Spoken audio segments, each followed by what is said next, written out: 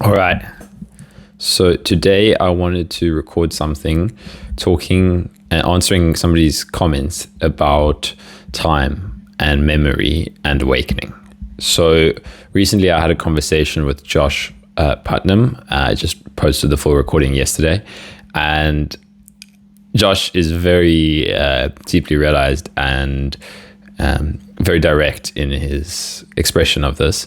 And I loved the conversation, but I knew that it was going to bring up some, or whatever it was, fear or some points of confusion probably for people, because it's very direct. And I haven't really spoken with other people on the channel or myself spoken in such a direct way about time and space and the experience of all of that with awakening. So I wanted to respond to this comment, but I wanted to give a nice, detailed and clear answer, because it is quite a difficult concept to talk about, but I'm going to try my best here because I do feel like it can be clarified.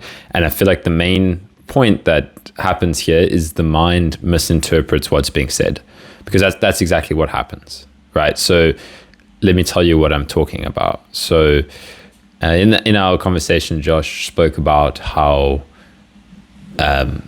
mentioned something about how it felt like 2 years had gone by without even realizing it. And then also how when somebody said something like, how are the holidays, and struggling to be able to refer back to the holidays. And then the commenter was asking about, memory, and surely very experienced meditators have a clear sense of memory, and that it's not an awakened state that they would want to strive for, that this extreme level of awakening necessary? Is it something that you would want to embody? Was Josh taking this overboard? I'm just kind of trying to touch on the main points here. I'm reading the comment. So let's address this. So first thing I need to say is that whatever your interpretation of what is being said is most likely wrong.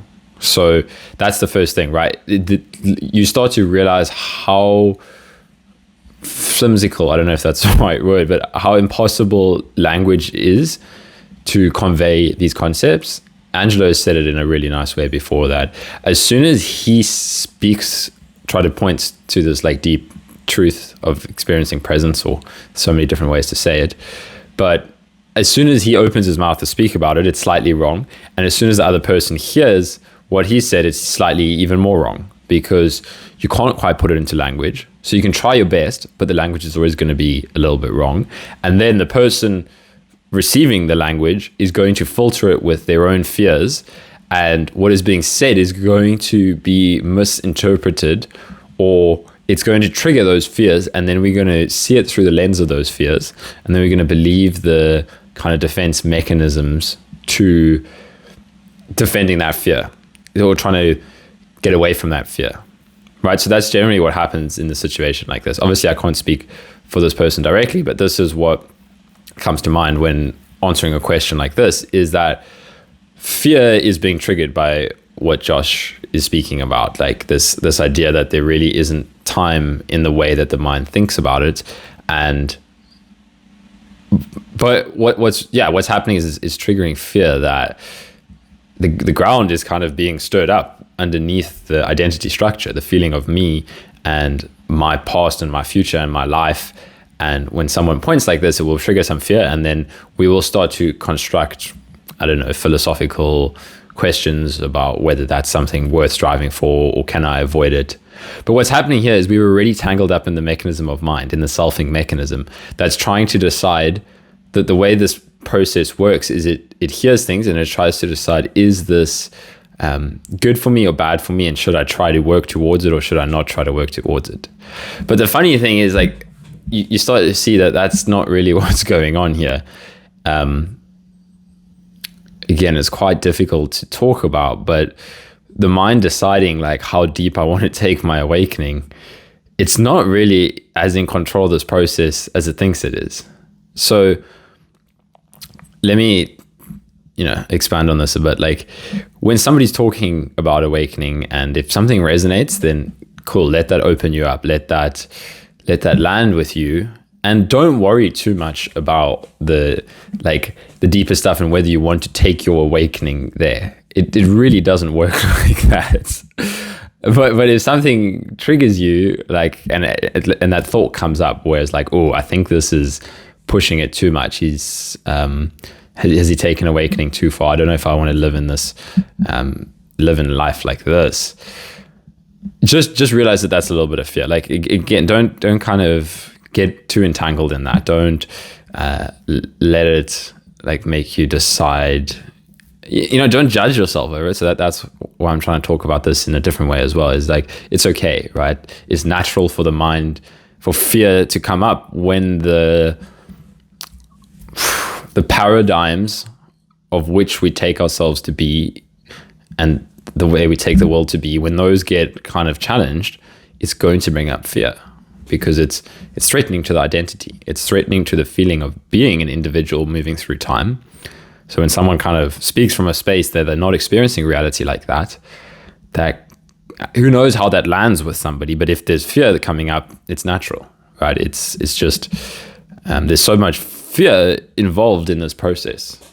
Fear is what stops us from letting go on some level.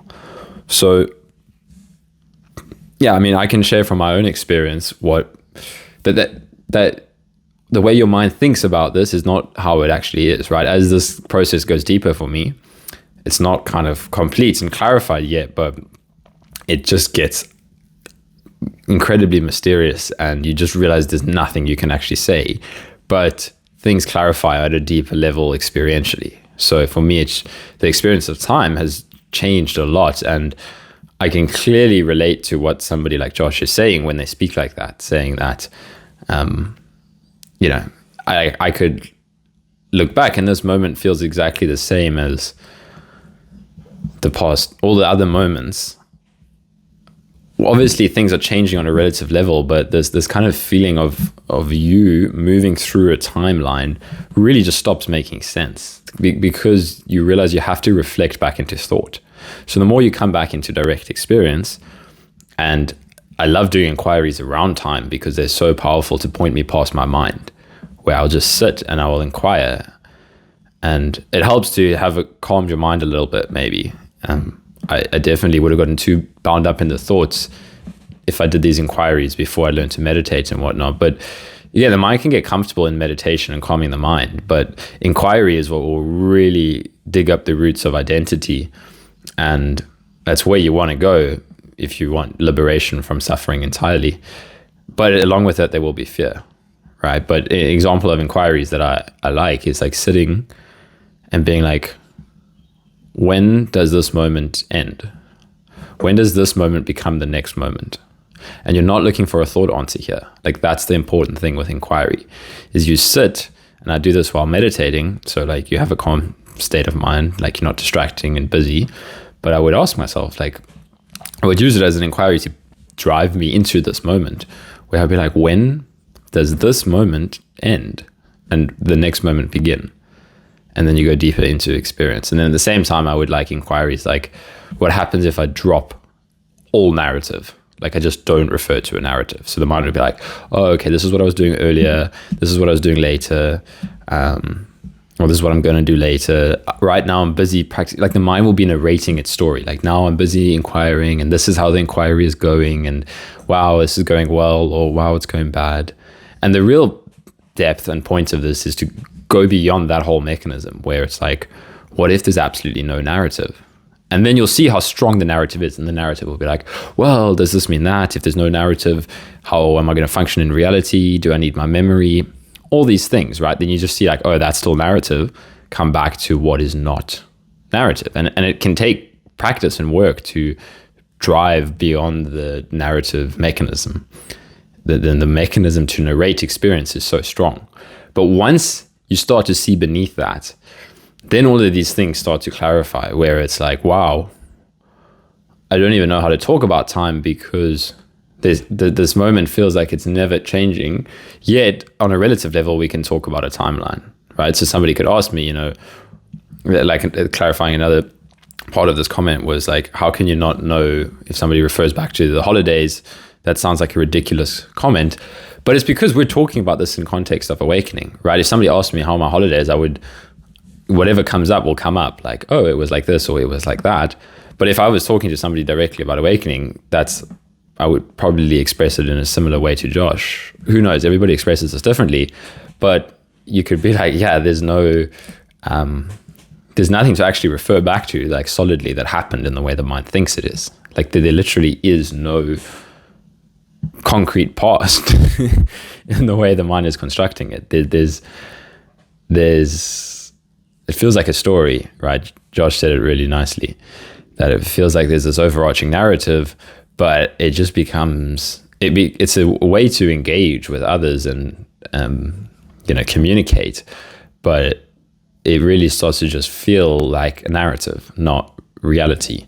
And then this moment becomes so compelling and so mysterious and so much depth of the presence that all of those concerning thoughts saying, oh, would I want to live in such depth and such presence and let go of the past? Well, that's fear, right? Because once you've gone beyond that fear, you see that that's what was stopping you from really letting go into this moment. Like, I've been wanting to actually make a video on this topic for a while. Eckhart Tolle says it really well, that all you need to do is become present in this moment. Because the mind will turn this quest for awakening, enlightenment, into such a big journey, right? I have to become present in every single moment of my life. But you're already kind of separating from this moment and creating a story and a timeline, whereas all you need to do is become present now.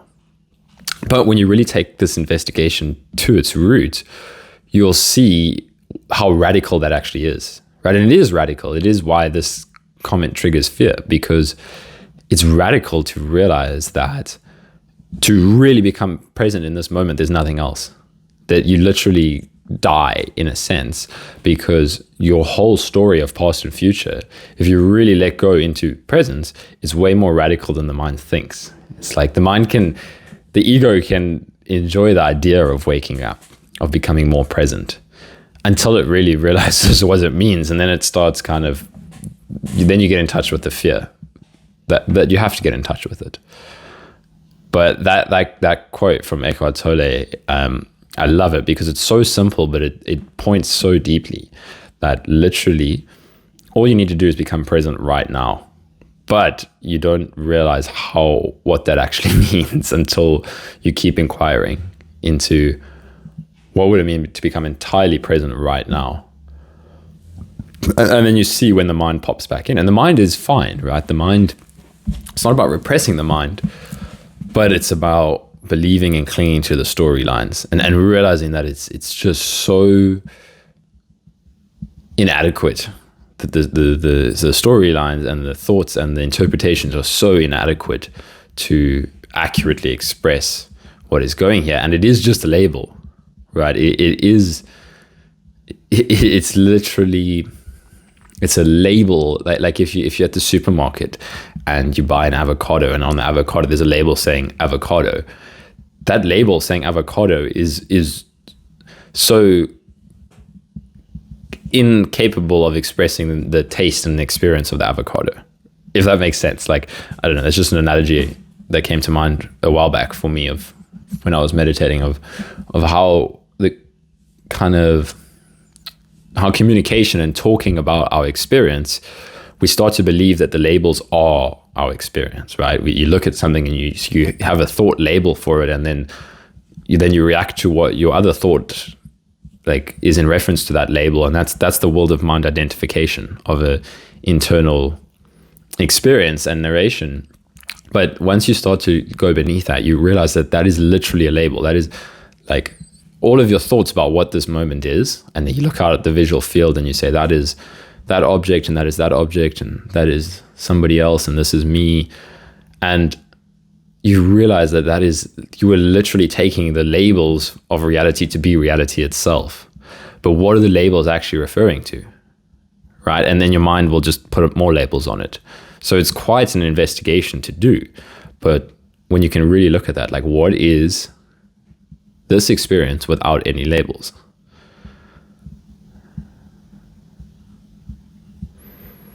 and then you notice when the labeling comes back on. But you keep doing this and things start to clarify, and it will bring up fear as well. So it's not, doesn't mean anything's gone wrong, but you need to kind of be aware of it and feel it, and then it clarifies. So yeah, that's what I've got on this topic.